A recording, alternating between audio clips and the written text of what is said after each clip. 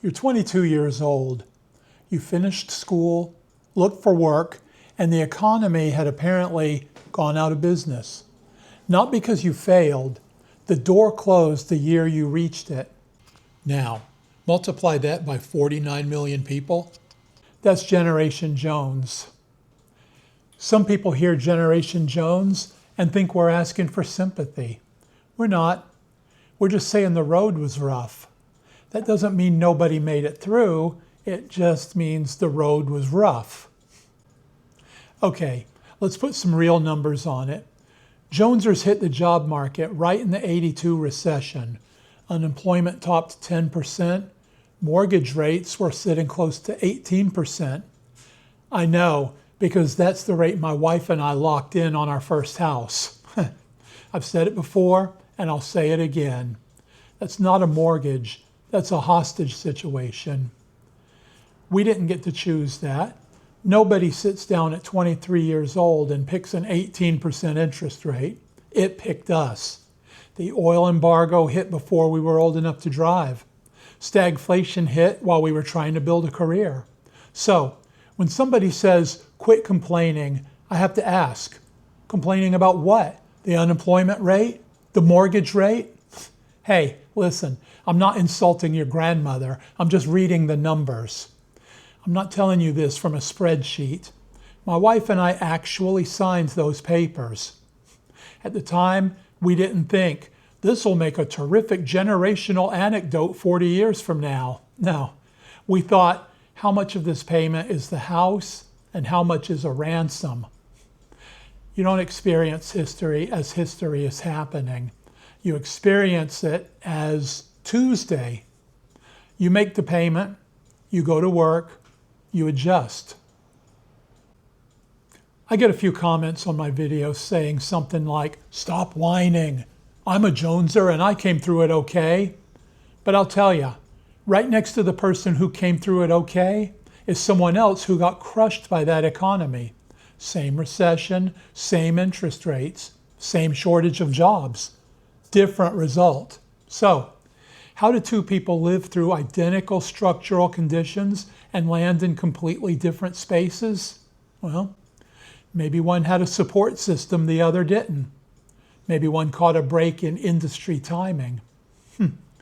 A generation can share the same economy without sharing the same results. That's the part the pity party crowd and the we suffered so much crowd both skip past. Look, sometimes people point to the fact that we made it through as evidence that it couldn't have been that bad. But surviving something doesn't prove it was easy. It just proves you survived it. That's why I don't see Generation Jones as a sob story. I see it as a survival story. Survival didn't always look heroic. Nobody was standing on a mountaintop with a flag while inspirational music played in the background. Sometimes survival looked like taking the job you could get instead of the job you trained for. It looked like staying in a house you had outgrown because refinancing at those rates would have required selling a kidney. And apparently banks were getting fussy about collateral. It meant fixing things instead of replacing them, driving the car another year, putting off a vacation, taking a second job, moving back home, or not leaving home in the first place. And a lot of people adjusted their expectations without ever announcing they were doing it. That matters, because when you look back 40 years, all you see is the final result. You see the house, the career, the family, the retirement account, assuming there is one. You don't see all the plans that were quietly revised along the way. You don't see Plan A becoming Plan B, and Plan B becoming, well, at least the transmission still works. That's what survival usually is. It's not one dramatic victory. It's 1,000 small adjustments no one applauds. And that's probably the biggest distinction in this whole conversation. The conditions were real. Rising interest rates, oil embargoes, hiring freezes. None of us chose those. Personal outcome is also real, and it's shaped by decisions, health, timing. family situation, even luck. 100 things piled on top of the economy. The economy was hard. Some people still did well. Two things can be true at once. Neither fact cancels the other one out. Think of Generation Jones as a hot air balloon festival.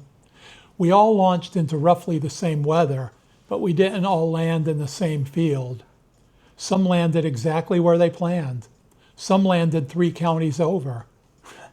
Some are still explaining the situation to a farmer. There's another problem with judging a generation 40 years later. You mostly hear from the people who made it through. The person with the stable career can tell you that everything worked out. The person who recovered from the layoff can tell you it built character. The person who bought a house at the right moment can explain how anybody could have done it. The people who never recovered are usually a little quieter. They're not writing 12-paragraph comments about resilience. They may still be working. They may be caring for somebody. They may be trying to figure out how retirement became something that happens to other people. That doesn't mean every bad outcome was caused by the economy. Of course it wasn't. People do sometimes make bad decisions.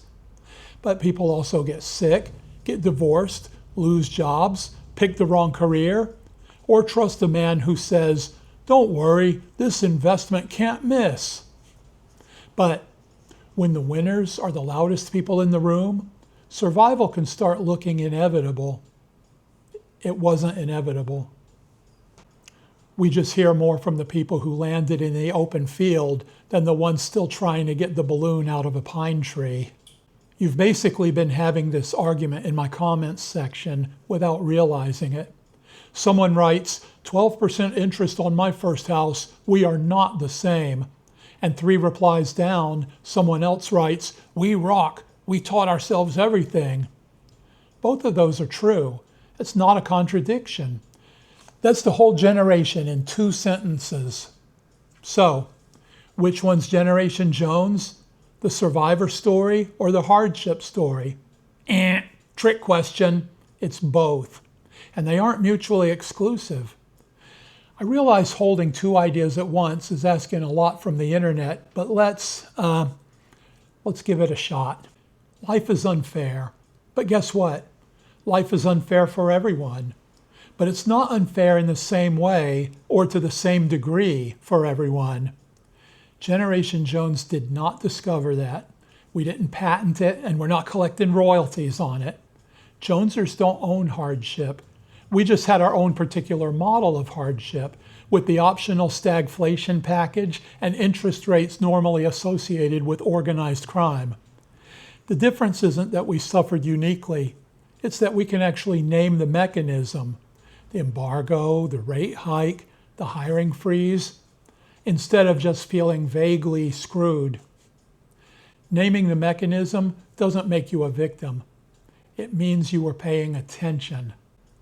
So the next time somebody tells you that Jonesers had it easy or that we need to quit whining, you don't need a 12-paragraph reply.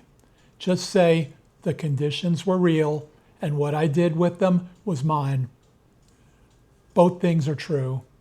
Or do like I do and just say, okay, boomer, then go do something healthier.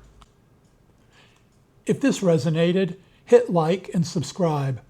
Consider it your contribution to the 18% mortgage recovery fund. We're still accepting donations. And remember, the label is made up. Generation Jones, pity party, survival story, those are just words people argue about in comment sections. The 18% mortgage rate wasn't made up. The hiring freeze wasn't made up. The label is made up. The experience isn't. Thanks for watching.